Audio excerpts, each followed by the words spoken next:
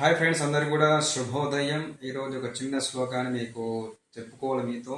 అయితే పునరపి జననం పునరపి మరణం పునరపి జనని జఠరే శయనం ఇహ సంసారే బహుదుస్థారే కృపయా పారే పాహి మురారే.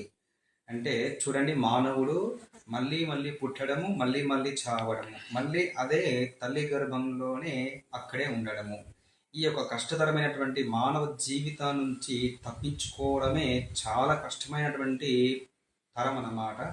కాబట్టి వీటన్నిటి నుండి, చిక్కుల నుండి విడిచిపెట్టు కృష్ణ అని చెప్పేసి ఆ యొక్క భక్తుడు కోరుకుంటా ఉంటాడు. తల్లి గర్భం ఉన్నప్పుడు అలా అర్ధనాదాలు చేస్తూ ఉంటాడు అన్నమాట. కాబట్టి పునరపి జననం పునరపి మరణం పునరపి జననీ జఠరే శయనం ఇహ సంసారే బహుదుస్తారే కృపయా పారే పాహి మురారే.